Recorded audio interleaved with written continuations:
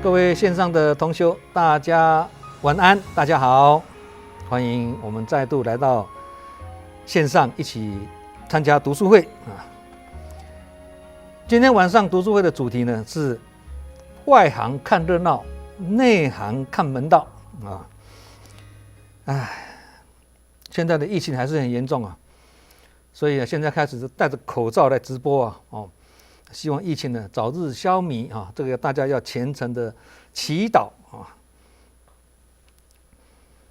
看热闹呢，就是看到外相跟假相；那看门道呢，就是看到真相或实相啊。两个不一样啊。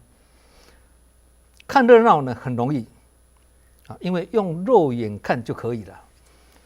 但是看门道就不易，因为要用法眼跟慧眼来看，所以要看门道就要什么？有敏锐的观察力、洞察力这个需要智慧。现在新冠疫情已经让世界大乱了，加上了假新闻、假讯息泛滥，唯恐天下不乱，更是让人心纷乱了。有些人呢，末法时期呢，有些人呢会怎么样？妖言惑众啊，以假乱真啊，或见缝插针。这个时候，我们如果能以理性、冷静的态度呢，去明辨是非、洞察虚实、判断真伪啊，我们就不会被他误导而信以为真。做得到，就是内行看门道。话说呢，有一位球探棒球的球探，他去看一场棒球比赛，他希望从这个比赛中呢，去发掘可以栽培的选手。所以比赛进行中呢，有一位外野手守备的一方外野手呢，那刚好对方挤出一个球出来，这个外野手呢，就跑去接这个强劲的高飞球在千钧一发之际啊，这位外野手呢飞身一跃单手呢把球接住，然后呢不止如此他又在地上滚了好几圈，站起来，哇，这个动作太精彩了，博得全场观众的什么掌声呢？太精彩了。后来呢，攻守易位打击的这一边呢击出一支什么？也是一样，落点很偏远，很不容易接的一支也是强劲的高飞球。但是这个守备的这一方的这个外野手呢，他早就超前部署了，站在他不是平常他站在那个位置他等在那个地方准备接这个球，结果判断正确，轻易的把对方这个打击手呢这个球呢把他接杀出来。但是因为什么？但是因为不是接得很惊险，很轻松就把它接起来了，所以动作也没有很精彩，所以掌声很少。结果呢，这位球探选择挖角后面这位球员这什么意思啊？这一点呢，观众是看热闹了因为不精彩不热闹，所以没有掌声刚刚前面那个滚来滚去的，很精彩掌声很多嘛，所以观众是外行的只能看热闹。球探是内行的，他必须细看门道。所以后面这位选手是什么？是智慧型选手，是以智取，不是靠立功的啦。他早就做好功课，他就把对方打击手每一个人呢分门别类，做成一个档案，一个一个去了解。这个打击手他打出来的方向球是在哪边的，那一个是偏向哪一边的，一定有个规律性，每一个人嘛。换到这个打击手，他的球大概都是偏这一边的，所以这个守备的球员呢，他看到这个打击手上场，他就偏到那边去，不是他平常站的位置。所以呢，这一个守备的球员呢，他是什么？他是很有智慧的，他有分别智。但是这个球探也要内行看门道，才会惺惺相惜这个球员有分别智，这个球探也有分别智两个都是有看门道的，对，打那个接的也是看门道，这个球探也是看门道啊，两个惺惺相离，惺惺相惜啊。同样的道理，一般的企业要选人才啊，都会挑什么？有能力、有经验、也很聪明的人。能力、经验、聪明不能说不重要，但这只是世间法。境界高的老板呢，他不只注重这几个条件呢，他更重视的是什么？这个人是不是行事低调、默默耕耘、一心修德的人，有内修、有修养的人？当然啦，老板要这样要求的话，老板本身自己应该是有德之人呐，否则怎么会是重视员工的德行呢、道德呢？对不对？有那样的老板嘛，才会做这样要求嘛。大部分的老板都会比较重视什么？员工的经历。我在招聘人才的时候，你有什么经历？哇，经验丰富啊！但智慧高的老板呢，他不只重视员工的经历跟经验呢，他更重视什么？愿力。一般老板不会去想到这个地方啦。我要的就是现实的东西，聪明、经验、能力呀，有没有愿力？你的愿力达得到达不到都还不知道嘞。但是这个是另外一个层次，也就是说，他重视不只是重视经验、聪明、能力，他还重视你这个员工有没有什么，有没有企图心，有没有进取心，很积极向上的心的意思，而不是说得过且过啊，每个月领薪水就好。那这个永远不会进步啊，因为有企图心跟进取心呢，这个是往前迈进、精进的动力。所以呢，挑选人才也是要内行看门道啊！你的员工要怎么样挑，怎么样看观察一个人才，也是要看门道啊！能够清楚这个是需要智慧啊！智慧把它拆开解释呢，就是什么分别智跟平等慧了。我们一般讲智慧，这大家都朗朗上口嘛。可是智慧你把它拆开，其实是两个的，一个智，一个慧。智是分别智，慧是平等慧。能够清楚的明辨是非，分别善恶，区别真假，洞察虚实，这个是分别智。因为你明辨啊，又分别啊，又区别啊，对啊，这个就是分别智。能够视万物浑然一体，对待众生呢，对待每一个人呢，一律平等，没有大小眼或分别心，这个就是平等慧，平等。这个大学里面的这本书有一句话说物有本末，事有始终，知所先后，则近道矣呀。什么意思啊？就是说能够清楚了解本末、始终、先后，也就是能分别轻重缓急，这个也是分别智。有些人就是什么忙到没有办法去分辨轻重缓急，这个在我们生活中是常常有的哦。你看我们身边的人，我也会注意啊。那这个人他已经忙到没有办法去分别事情的轻重缓急的。急的事情呢，他不着急；那不急的事情，他反而忙得十万火急。该做的事呢没做到，不该做的做一大堆，该听的也没听到，不该听的听了一堆，该说的也没说，不该说的说了一堆。养的没抓到，不养的地方抓到皮破血流。这些叫什么？这些叫做瞎牛白做工啦。台湾话叫做车咩牛做工工啊。白做工的啦，叫做本末倒置了，这个就不是分别智了。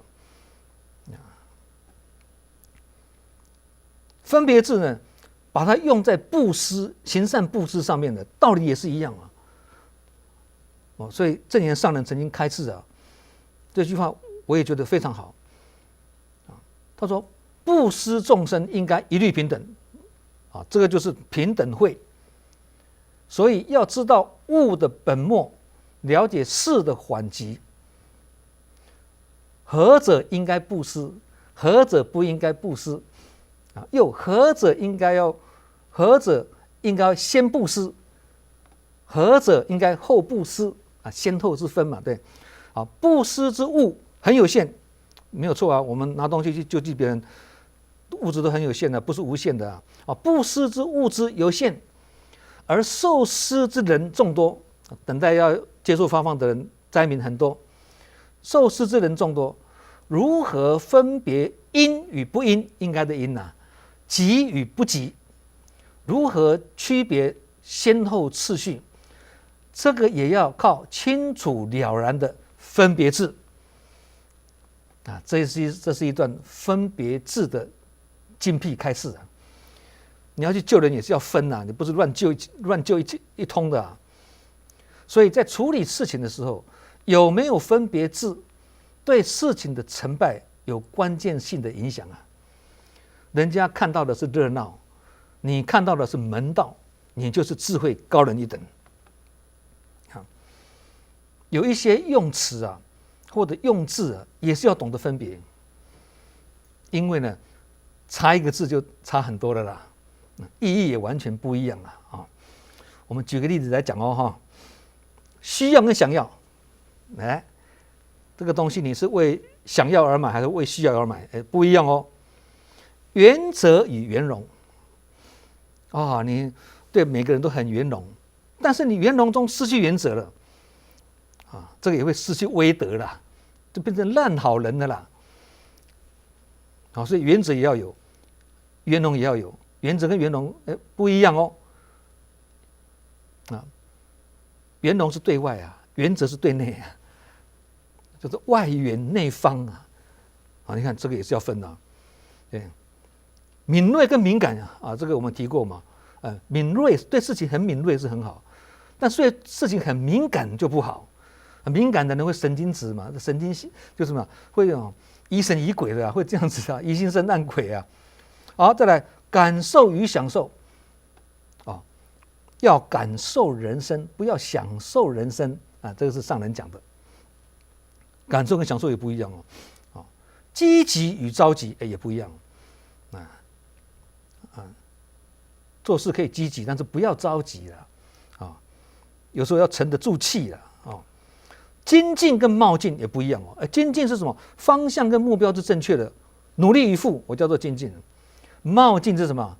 搞不清方向，搞不清方法，也没有用得很正确就在不正确的轨道上面呢加速迈进，这个完蛋了，这个这是冒进是无头苍蝇乱闯叫做冒进有方向有目标叫做精进冷静与冷漠也是不一样，差一个字而已冷静跟冷漠不一样啊。冷静的人是什么？洞见观瞻不动声色，很冷静，这个人很冷静。冷漠的人是什么？迷失真心，孤僻无情，很冷漠。自信跟自满也不一样自信很好，但是自满就不好自信过头变成自满了。所以带着谦卑的自信才不会自满这两个差一点轻松与轻浮这个我们很容易分吧。放松与放纵也是不一样啊，随缘与随便也是不一样，目标跟目的也是不一样有目标是什么？是有愿景。有目的是什么？是有所求两个不一样放下与放弃也是不一样关闭跟倒闭不一样像以前我的工厂，我不要做了，我收起来了我那个是关闭那个不是倒闭倒闭的人都跑掉了人还在，没有跑掉关闭跟倒闭不一样。坚定与坚硬不一样他的心意很坚定，这很好。他很坚硬变成什么？变成死骨不化，墨守成规，冥顽不灵这个很坚硬，很固执，动不了它，转移不了它叫坚硬。痛快与痛苦这个我们讲过好多次了。解脱跟寄托也不一样。刚进来做志工那个生活有找到寄托了，很好，有意义，生活有意义，有品质。但是继续就要怎么成长生命有解脱寄托也很好，解脱也很好，寄托是刚开始，解脱是目标，不一样啊。运命与命运啊，这个讲过了。学佛与佛学不一样，我们是学佛，学习佛陀的慈悲跟智慧，把它落实在日常生活中，叫做佛法生活化。佛学呢，一门学问，一门知识。情操与情节啊也不一样，扩散与分散也不一样哦。扩散跟分散，扩散是什么？力量的延伸啊，分散是力量的分裂，不一样。投资与投机啊，当然也不一样喽。长期投资，短期投机，一个是长期的投资可以，投机就不可以啊。务实与现实啊也不一样。神通与神经也不一样，都差一个字而已啊。神通跟神经其实是两兄弟啊。神通讲多了就会变成神经啊，所以不要讲感应啊，讲感受就好。感应跟感受也是一样啊。我们做自己之后，我们心诚则灵的啊，那个有感受，但是我们不讲感应啊，感应就会跟神通扯在一起的。威严跟威猛，刚刚有讲过了啊，刚刚前面好像有讲过啊，不是上一集的读书会，威严与威猛啊，不一样。天真跟无知也要分啊，天真跟无知啊，分别字怎么分啊？无知是什么？是没有经历过。天真是什么？经历过还是无知，叫天真啊。天真是无邪，但未必是无知。天真是无邪的，天真不是讲孩子天真无邪吗？天真是无邪，但未必是无知哦。无知是什么？是无畏。台湾话讲，青眉不怕枪啊，瞎眼的不怕枪啊，无知啊，他不怕，什么都不怕。新冠病毒来了，不怕，什么都不怕。你要虔诚戒慎的，不是不怕。所以无知者是无畏。畏惧的畏，他没有无所畏惧，他不怕，但不代表他是有勇啊，不怕而已啊。那个无知啦，无知是肚子里呀没有墨水还不自知，这叫无知啊。肚子没有墨水还不自知，叫做无知。天真是什么？性情纯真，不做多想。他这个人呢，信念很单纯的。不会很复杂的，以上呢，这些都是要什么分别字才区别的出来啊。以前我们读书都会有提到过嘛，智慧之人必须具备4个条件的啊。读书会已经有提过了啊，智慧之人呢必须具备4个条件嘛：厚德载物、知所进退、低调行事、见微知著，4个。那刚刚前面讲的就是什么？都是知所进退就是刚刚讲知所进退那把它广义解释是什么？就是对人或事情的清楚区别，人跟事的好坏、对错、善恶、虚实等等，还有轻重缓急。刚才讲本末始终的取舍，这些都可以讲是什么？知所进退，也是智者之人呢必须具备的一个条件。智慧够才能看出门道嘛，刚刚讲的嘛。而知所进退跟取舍，在佛法上来讲就是什么？就是分别智嘛，所以不只要知所进退呢，还要什么？低调行事，也是智者之人呢具备的条件之一的啊。老子说一句话很好，他说君子慎德而容貌若愚啊。什么意思啊？君子拥有德行跟智慧，慎德拥有德行跟智慧，容貌若愚啊，什么？却在外表上呢显得好像笨笨无能的样子，这就是一般人所说的什么大智若愚啊。这个要做人低调呢，才有办法做得到啊。你要装也装不出来啊。低调的人呢，拥有深广的智慧，而且深藏不露。他的修养告诉他呢，没有必要去炫耀自己，没有必要，低调一点，收敛一点，收敛藏形呢。因为低调不会掩盖一个人的才华，你放心了，你不要觉得很低调，人家就忘了我们的存在，不会的，你放心，低调不会掩盖一个人的才华，反而会让他什么光而不耀。什么叫光而不耀？有光芒，但不会让人家刺眼。有些人呢，你一出头，人家就想修理你了，不会。有光芒，但是不耀眼，这个就不容易。这个里面也是有分别的智慧啊。因为很低调，而让他的智慧呢更加成熟。上次有讲过一句话嘛，钻石埋得再深还是钻石啊，灰尘飞得再高还是灰尘啊。你是低调的人呢，不影响你的才华啦。所以有办法、有真本事的人呢，往往是什么？沉得住气，不喜欢张扬的。这是智慧之人具备的4个条件之一啦。低调行事，2个人嘛，刚刚一个知所进退，一个低调行事嘛。但是低调行事是这样子虽然我们低调处理啊，但是还可以积极进行哦。这个也是很奥妙的我虽然很低调，我低调处理，但是我可以积极进行。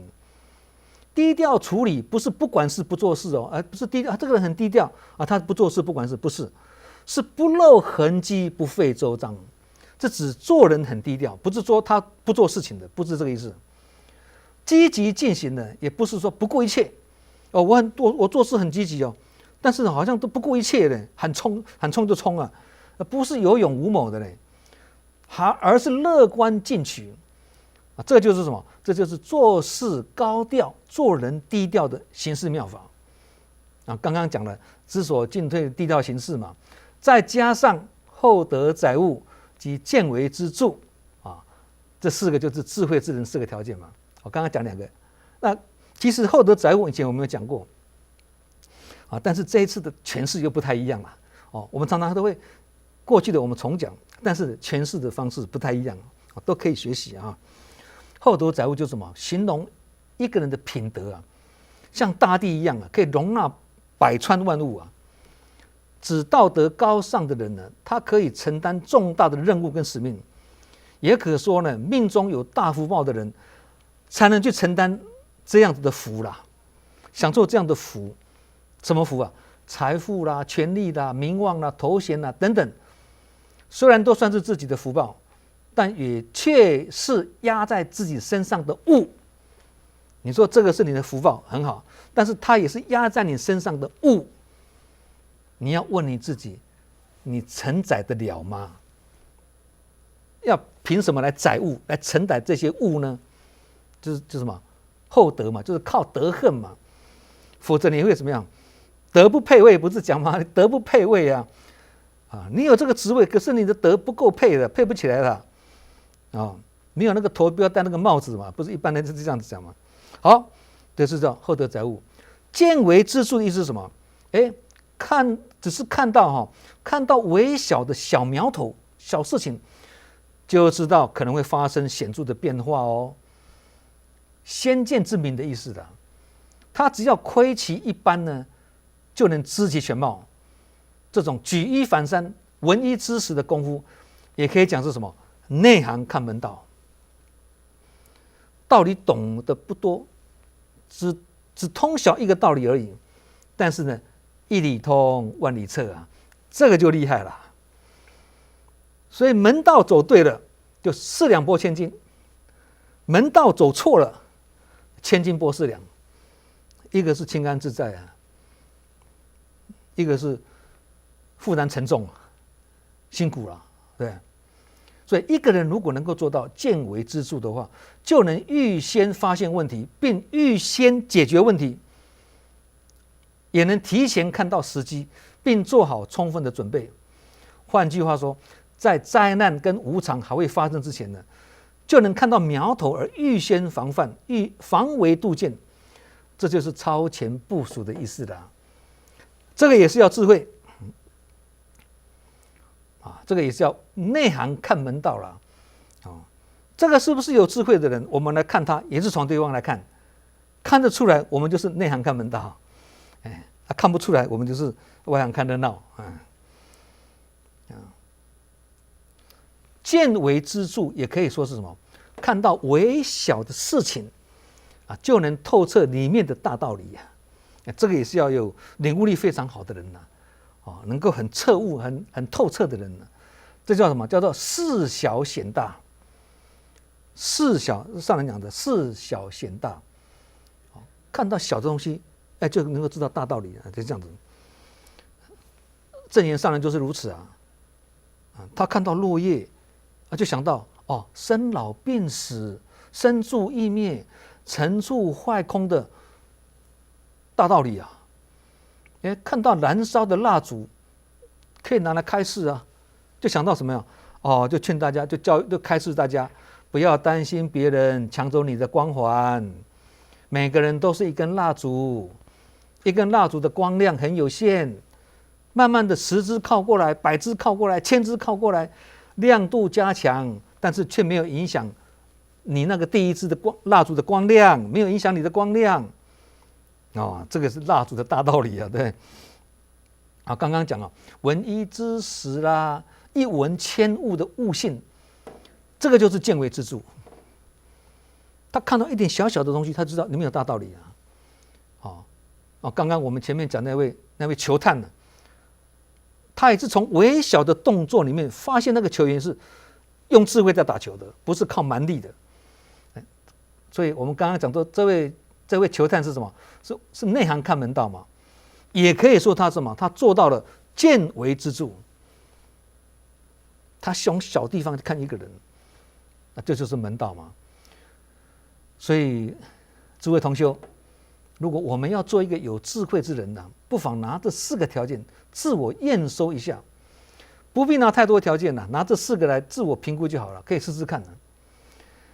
好，接下来呢，我们来讲一下脾气跟习气。那今天这个主题可以2个完全不同的内容啊。现在我们来讲一下脾气跟习气。改脾气不容易，但改习气更难。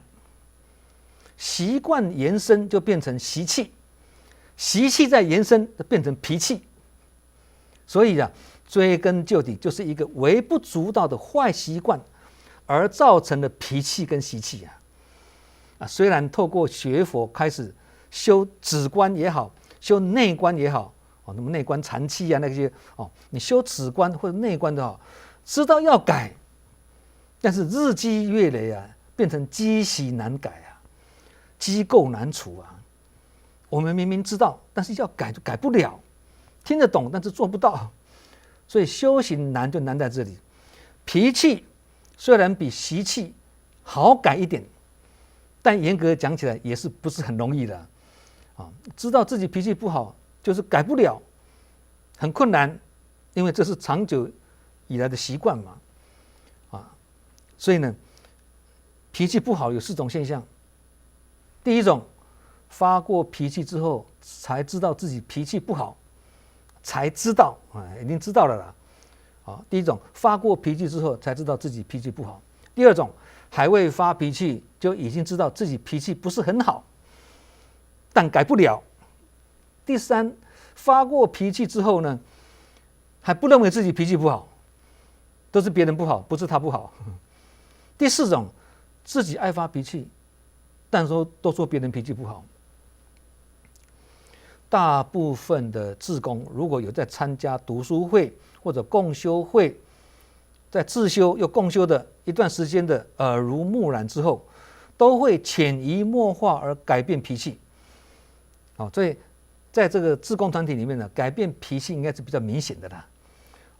因为你在人群中，你如果没有脾气不好的话，就很难跟人家结好缘嘛。甚至呢，爱发脾气，很难跟人家相处，你也很辛苦。所以，如果我有在这个培训课程里面分享的话，我都会跟一些志工们互相共勉啊。怎么共勉呢？就是一旦进慈济，就要改脾气；已经做慈济，更要改习气。一边做慈济，一边勤修6度波罗蜜，忍辱中精进，才能启发信心、毅力与勇气。说话没有好口气，动不动就发脾气，如此伤神又费力，实在是跟自己过不去。所以莫为小事来生气。你若生气就中他计，要是气死没人替，仔细想想又何必？不但不能发脾气，说话还要很客气。说话说得不圆融，说者无心，听者有意。忍不下去就没乐趣，心里越想就越气。一念心迷随境转，心灵受伤回家去。自己不来就算了，还游说别人不要去。你说菩萨道要怎么走下去啊？走下去啊，这个是在讲脾气啊。那习气就更难喽。佛陀的10大弟子里面，每一个人都是各有各的习气哦。你看，智慧第一的舍利弗，苦修第一的大迦叶，解空第一的须菩提，论义第一的迦旃延，说法第一的富楼那等等，都有各自的习气啊。固执跟执着就是难改的习气。修行人可以修到几乎没有烦恼，但习气就是改不了。所以习气也可以说是什么烦恼的残渣啦。什么意思啊？看起来好像烦恼已经消除了，没有我做慈济的，我现在修行没有烦恼了，看起来是没有烦恼了，但是你还有烦恼的残渣，你看不到，什么叫习气？你看烦恼几乎解脱了啊，还有一点点的烦恼的残渣，就是习气。习气很难改。习气就像一个装过香水的瓶子，即使香水用完了呢，瓶子里的香水的香味呢，久久不散。习气也像一粒种子啊，尽管花开花谢，只要曾经结过果，结果留下种子，那什么又会成为下一个生命的开始啊。因为种子落到地上入土了啊，又什么又发芽茁壮开花又结果了。所以没完没了，很难结束，这是习气。有时候呢，我们在无形中显露自己的习气，自己也不容易察觉呢。因为习气是习惯的延伸跟累积嘛，很习惯、很自然的，你不觉得？如果是积习，那更是难改。刚刚讲嘛，这也是我们凡夫修行的障碍了，也是学佛不能进步的关键所在。任何时候，只要我们内心有一丝的念头未掌控好，一点点的念头没有掌控得很好，或者心念偏差了，不知不觉呢，就有可能什么，随着自己的情绪、口气、态度、声色等等显露出来。各位想想是不是这样子啊？你不觉得，但是自然流露出来，会伤到人，伤到别人，甚至断别人的慧根，而自己不知道。那这样的现象啊，在人群中哦，这个人多势杂的大活动里面哦，更容易显现得出来。所以才说什么大活动就是大法会啊，因此是大修行跟大考验啊。所以我们平常所学就是要在生活中去印证嘛，你不能口号呱呱叫，行动不对号啊。每一个人都是我们学习的镜子。那这样的现象很可能就发生在我们身上，所以值得我们去借鉴的啊。所以时时要感恩别人的境界示现，让我们当作镜子来警惕自己啊。怎么警惕呢？不要做一个不小心而伤害别人的人，更不要做一个轻易就被伤害的人这句话是近似语啊。什么意思啊？一刀两刃啊！警惕伤害别人的人，也教育被伤害的人。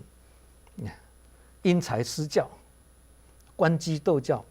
那人的习气跟个性真的不容易改，动不动就是不是伤到别人，就是被别人伤害。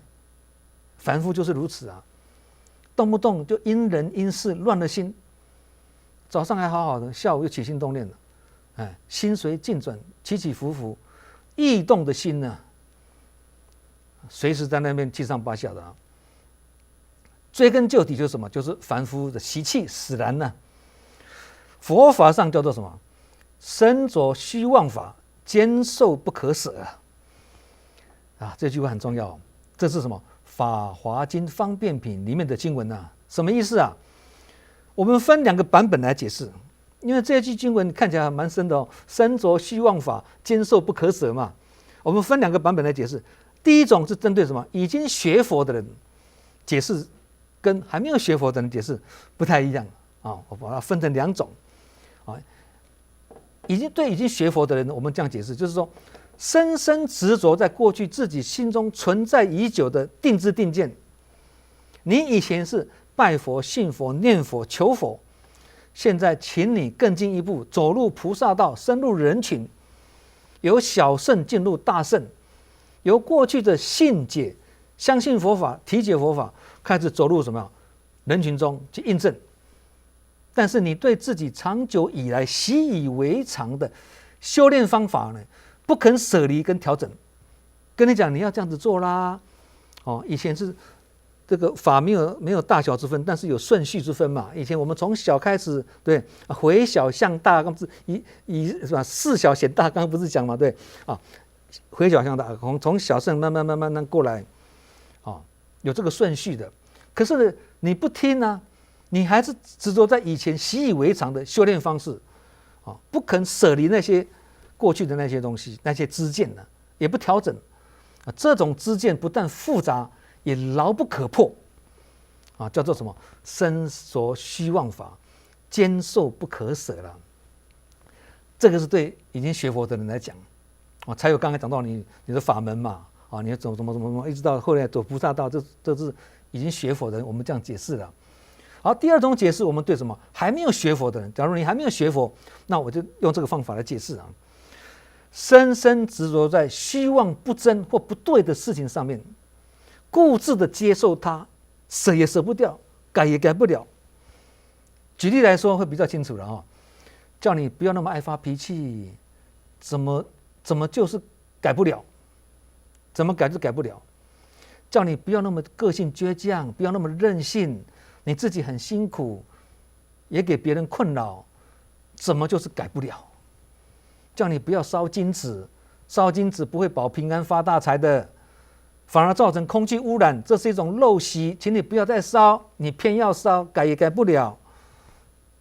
请你不要杀鸡杀鸭杀猪来祭拜，你偏偏杀了一堆，结果这些杀业全部计算在你身上，改也改不了。跟你讲，命运不好，不是改风水或改名字，而是改习惯跟改观念，不听就是不听，等等，这个就叫做身着虚妄法，坚受不可舍啦。刚刚这段解释是对还没有学佛的人，这样听他就听得懂就是这个意思嘛。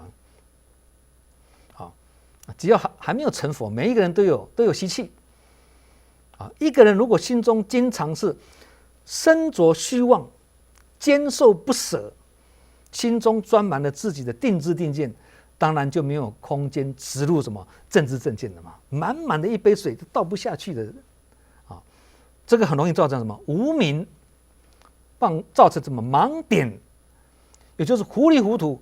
所以无明的种子如果不舍的话呢，无明还是会继续生长无明的种子如果不把它拿掉，因不拿掉的话，你果还是会继续跑出来所以无明还是会继续跑出来就算你用大石头把它压住，把这个无明的种子压住，种子没有出种子还在你大石头把它压住，它还是会从石头缝里面发芽成长一样嘛，对，这个道理大家都懂嘛。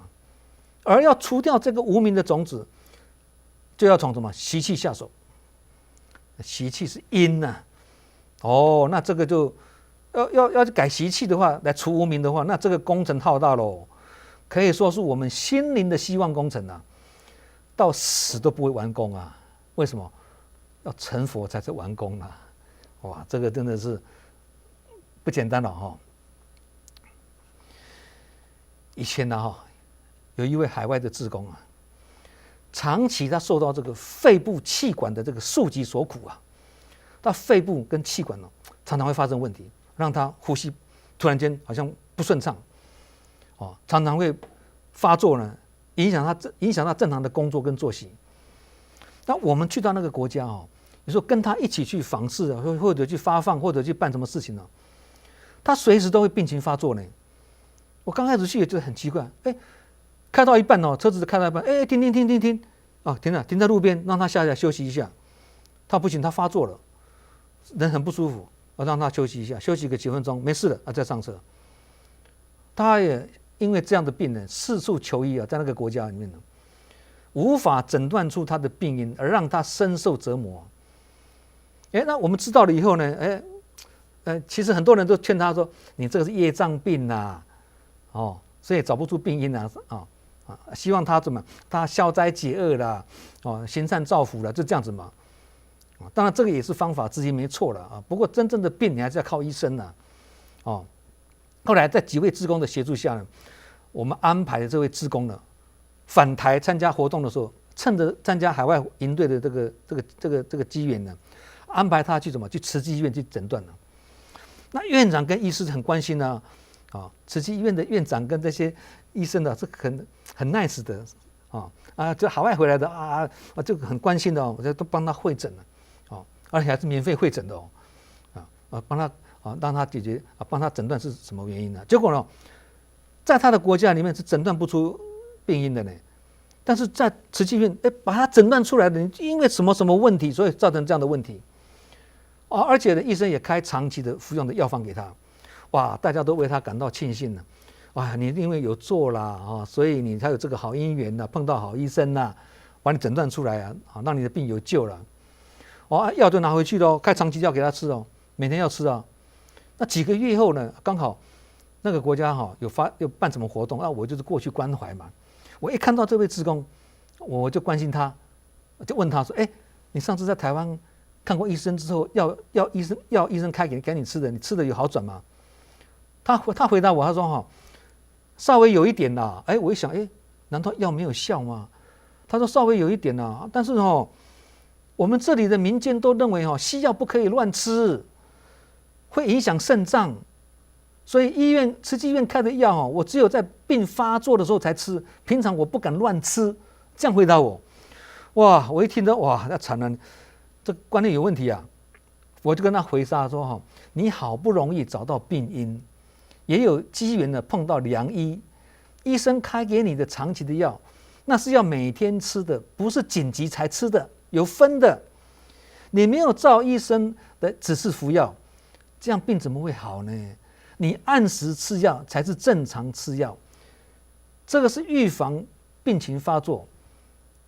没有照规定吃药，你才是乱吃药，不是你吃的是乱吃等病情发作就很严重了这个时候再吃药就来不及了我并且跟他说，如果你担心说吃这个药会影响肾脏，你也是要去问医生嘛，对不对？有医生来解决如何在不影响肾脏的情况下也把病医好嘛。医生一般是这样的，他开这个药给你吃，会影响其他的病，医生也会同时开那个药给你吃嘛。你如果说没有信心，你再去问医生嘛。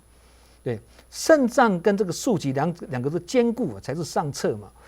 我跟他讲说，你不能依自己的主观偏见而片面的停药那这样你这样病怎么会好呢？那跟有没有看医生哪有什么差？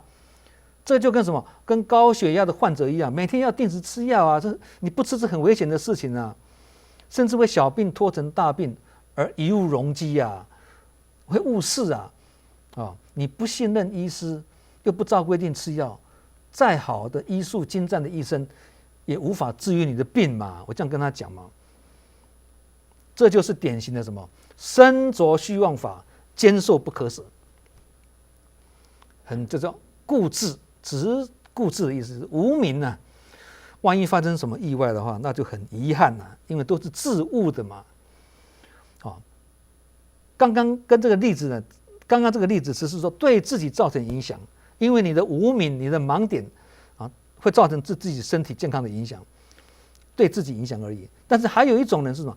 对别人自己的那种执着、顽固这对别人造成影响的举个例子呢，有些人亲近法师久了，比别人多懂一点，资深一点，再加上有一点头衔名相，虽然佛法的知识、道业、理念、经验都有所增长，但是只要稍一不慎，就会在言行间因靠势，靠势，台湾话叫靠势而流露出自己高人一等及趾高气昂的气焰来，这种现象在人群中随处可见。所以为什么说人群中好修行在这里啊？一种米养百种人啊，你可以看到众生相啊。我们也是其中一项，我们有我们的习气，我们也看到别人的习气，对啊，只是说当有一个人他这样子他不小心显露这样的习气的时候，他自己不知道的。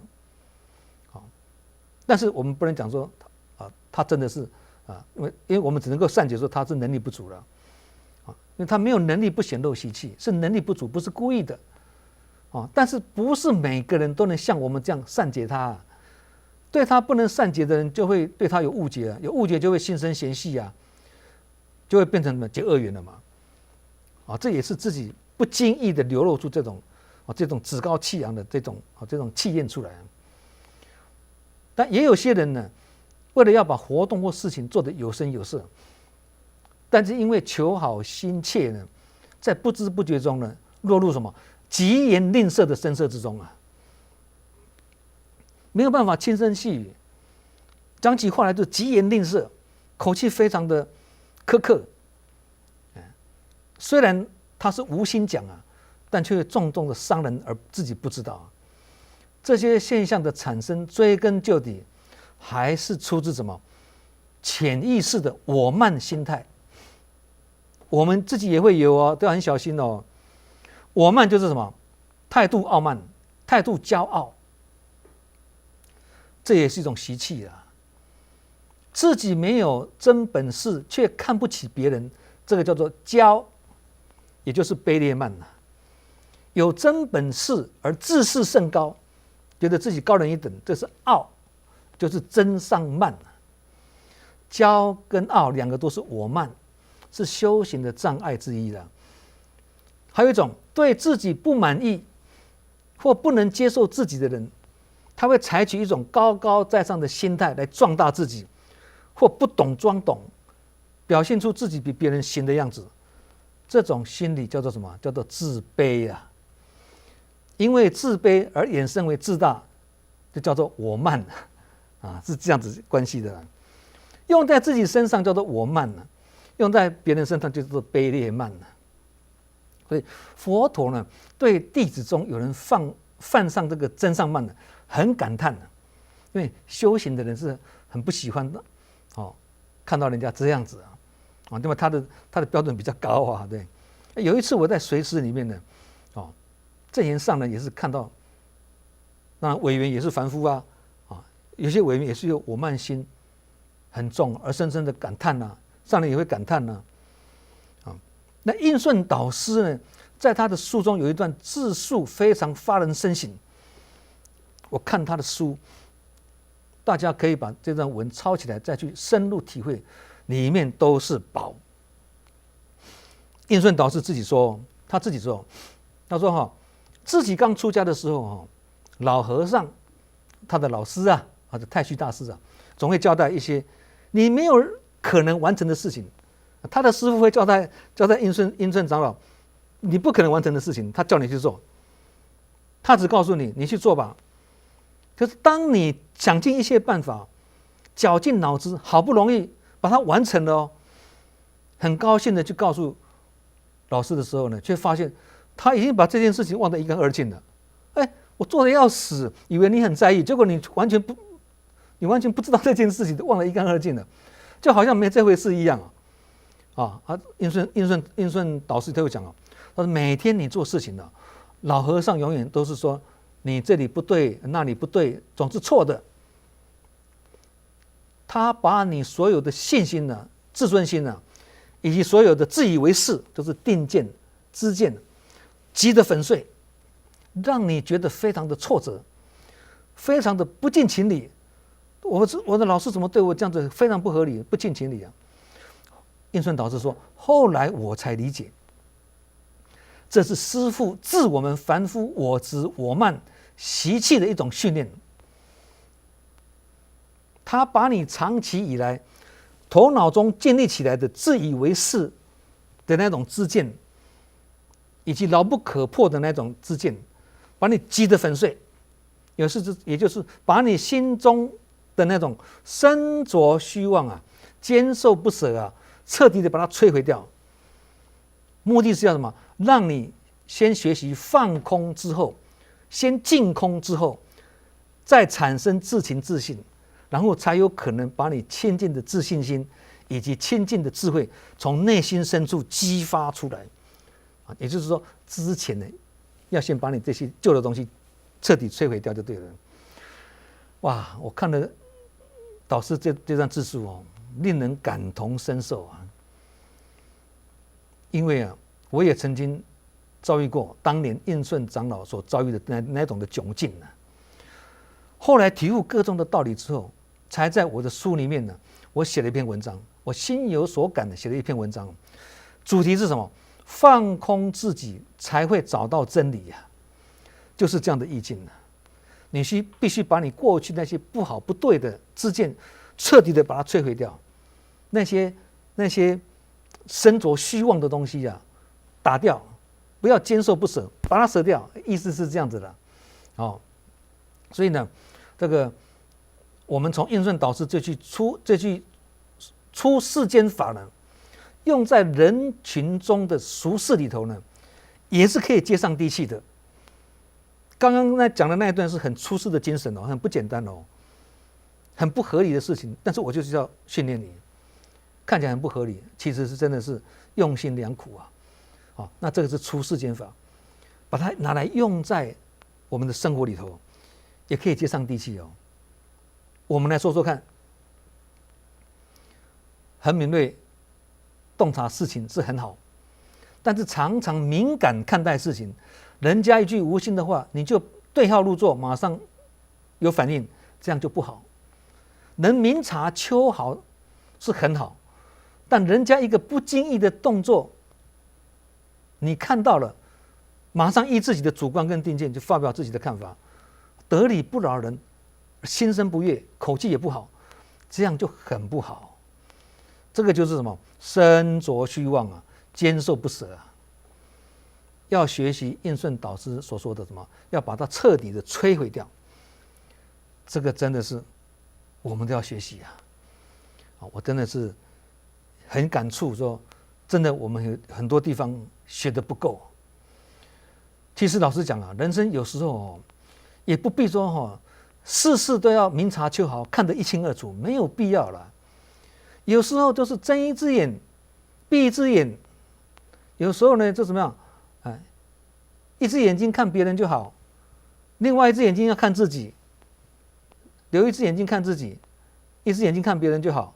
那叫做什么？叫做福慧双眼呐！有2个人呐，都掉进水里面去啊。一个视力很好，一个是患有近视的。2个人在宽阔的河里呢，载浮载沉呐。突然间呢，视力好的那一位呢，看到前面有一艘小船，有救了哦，有一条小船在哦，他就拼命的呢，就往那边游过去啊。那患有近视的这一位呢，他也模模糊糊看到，好像这船又好像不是，看不是很清楚啊。反正那个希望所在嘛，2个人就鼓起勇气的往那个以为是小船的那个地方游过去，游了老半天呢，视力好的这一位呢，突然间停下来了，因为他远远看到那不是一艘小船，而是一节什么枯朽的木头啦。那个没有办法，不是小船没办法救你的啦。一小节枯朽的木头没办法救你，因此呢，他又绝望又气馁的停下来了。哎呀，没有救了，那不是一艘船啦。但是患有近视的那一位呢，他看不清楚，那是一节枯朽的木头，是没有用的木头，他看不清楚，他还傻傻的呢，奋力往前游。等到他那个视力好的停下来了。这个视力不好，还是继续游啊。等到他游到那个木头的时候，看，这不是船，是木头。可是呢，这个时候呢，他已经离岸不远的啦。视力好的那一位呢，因为停下来，就这样上升在水里面。近视的那一位呢，获得重生，获救了。那这个故事有什么启示呢？他告诉我们呢，人生有时候不要什么事都看得那么清楚，看得太清楚未必对我们有利了。人生有时候也要装糊涂啦，但糊涂不是真傻，而是大智若愚啦。或者说，我就是学佛之后我很锐利，我就是看得很清楚，也没有关系，看看就好，不要放在心上，这样也是可以。有时候呢，要眼睛眼观四方，耳听八方，有时候要视而不见，听而不闻。有时候看到或跟听到要牢记在心中，有时候看看就好，听听就好，不要放在心上。有时候我们自认为我们是明察秋毫，事事追根究底但是在人家的感觉上是什么？我们是事事吹毛求疵令人反感有时候人家所言是真情流露，至情至性我们就要质疑人家说那个心直口快了，自言自语了，口无遮拦有时候人家是自动补位很积极自动补位主动承担我们去质疑人家什么我行我素了，一意孤行了。你看，有时候人家是谨慎行事，不仓促做出决定，我们就说人家是那个人优柔寡断缺乏果断等到人家做出决定了，又说他那个独断独行缺乏尊重这些都是属于自己不能空掉自己的成见而先入为主。这个就是什么？身着虚妄，坚受不舍以自己的主观定见、经验或知识去判断身旁的人事物，往往造成误判形势而无法接近真理这是凡夫就是如此了老实讲了，现在的人生活已经很忙碌了，精神就不要再紧绷了。精神紧绷的人呢，就会很神经质所以对什么事呢都很敏感，反应都会很过度。这样的人呢，生活会很辛苦，因为身体细胞的过敏而造成整个人也会过敏，对食物过敏，对事情过敏，对气候过敏，对清洁过敏。神经线不是多一条就是少一条，多一条的时候就神经兮兮的少一条的时候就糊里糊涂的这样的人呢，自己辛苦，旁边的人也会深受影响有时候事情的对错，自己心里有数就好，也不要讲出来，也不一定要讲出来。即使要讲，也是要看人缘、地缘、时缘，否则不是私人就是私言嘛。上次讲过嘛，有缘就共修无缘就自修有缘就分享，无缘就独享，有缘就共勉，无缘就自勉。这是人群中的自我调试的智慧了。有缘就群聚无缘就独处但是独处不是自己关起门来，不是还是处在人群中所以最大的声音反而听不见，最白的东西反而容易有污点。整天穿金戴银的人不一定是真有钱，柔弱的人也不一定是很胆小，糊涂的人也不一定是真傻。所以一个人如果以固有的定见去看事情就会角度狭窄而看不到真相，所听到的讯息也会造成偏听。所以谦卑学习跟虚心受教很重要。